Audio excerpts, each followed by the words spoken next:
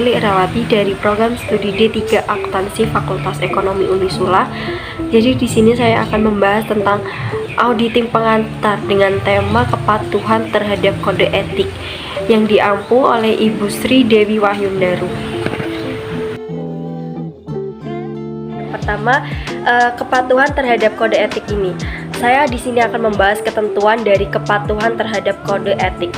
Yang pertama, ciri pembeda profesi akuntansi adalah kesediaannya menerima tanggung jawab untuk bertindak bagi kepentingan publik. Yang kedua, kode etik ini berisi persyaratan dan materi aplikasi yang memungkinkan akuntan untuk memenuhi tanggung jawab mereka.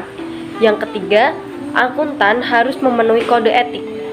Jika terdapat peraturan perundang-undangan menghalangi akuntan untuk memenuhi bagian tertentu dari kode etik, maka seorang akuntan harus mematuhi bagian lain dari kode etik.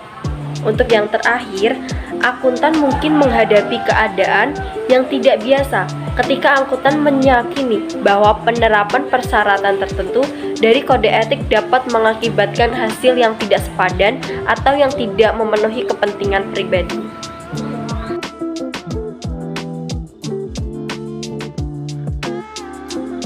Prinsip dasar etika dalam kepatuhan terhadap kode etik. Seorang akuntan harus memiliki sifat yang integritas, yang berarti bersikap lugas dan jujur dalam semua hubungan profesional dan bisnis. Akuntan tidak boleh secara sengaja dikaitkan dengan laporan, komunikasi, atau informasi lain ketika akuntan percaya bahwa informasi tersebut yang pertama, berisi kesalahan atau pernyataan yang menyesatkan secara material. Untuk yang kedua, berisi pernyataan atau informasi yang dibuat secara tidak hati-hati. Dan yang terakhir, yaitu penghilangan atau pengaburan informasi yang seharusnya untuk diungkapkan. Seorang akuntan harus memiliki sifat yang objektivitas, di mana objektivitas ini yang artinya tidak mengompromikan pertimbangan profesional atau bisnis karena adanya bias, benturan kepentingan atau pengaruh yang tidak semestinya dari pihak lain.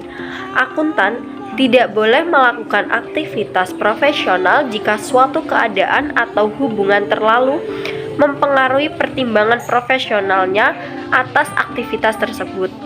Yang ketiga, kompetensi dan kehati-hatiannya profesional.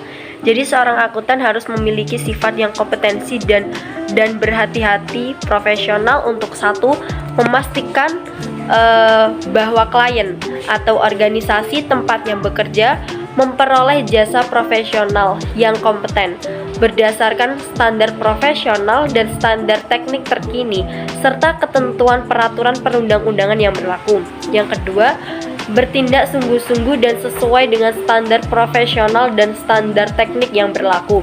Yang ketiga, memberikan jasa kepada klien dan organisasi tempatnya bekerja dengan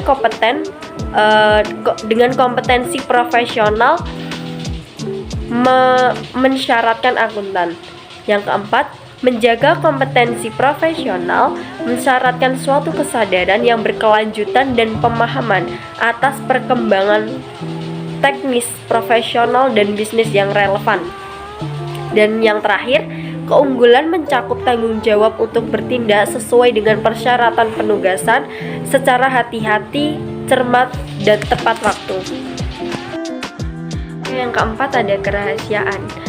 Kerahasiaan ini, jadi seorang akuntan itu bisa menjaga kerahasiaan informasi yang diperoleh dari hasil hubungan profesional dan bisnis.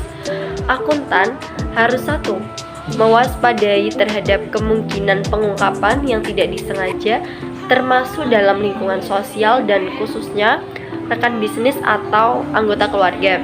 Yang kedua, menjaga kerahasiaan informasi di dalam kantor atau organisasi. Yang ketiga, menjaga kerahasiaan informasi yang diungkapkan oleh calon klien atau organisasinya tempat dia bekerja. Yang keempat, tidak menggunakan informasi rahasia yang diperoleh dari hubungan profesional dan hubungan bisnis untuk kepentingan pribadi atau pihak ketiga. Dan yang terakhir, tidak menggunakan informasi rahasia apapun dalam bentuk yang diperoleh atau diterima sebagai hasil dari hubungan profesional. Yang keempat ada perilaku profesional. Jadi perilaku profesional ini yaitu mematuhi peraturan perundang-undangan yang berlaku dan menghadiri perilaku apapun yang diketahui oleh seorang akuntan. Mungkin akan mendiskreditkan profesi akuntan. Akuntan juga harus bersikap jujur dan mengatakan yang sebenarnya secara tidak. Yang pertama, membuat pernyataan yang berlebihan mengenai jasa profesional yang dapat diberikan, kualifikasi yang dimiliki, atau pengalaman yang telah diperoleh.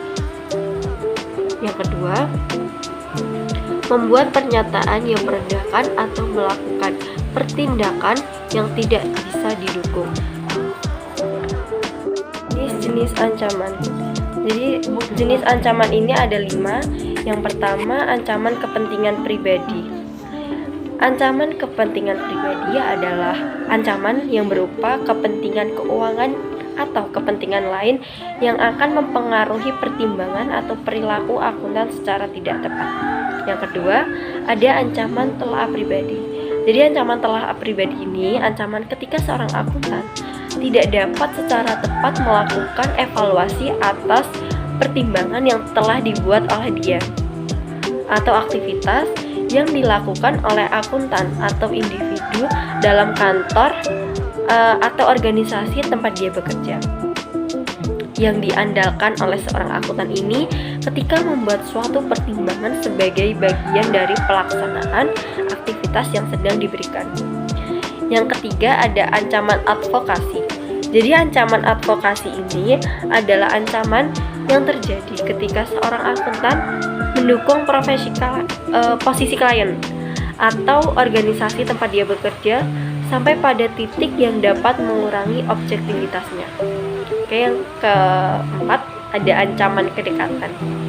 Jadi ancaman kedekatan ini adalah ancaman yang terjadi karena hubungan yang lama atau bisa jadi juga ancaman yang dekat dengan klien atau organisasi tempat dia bekerja.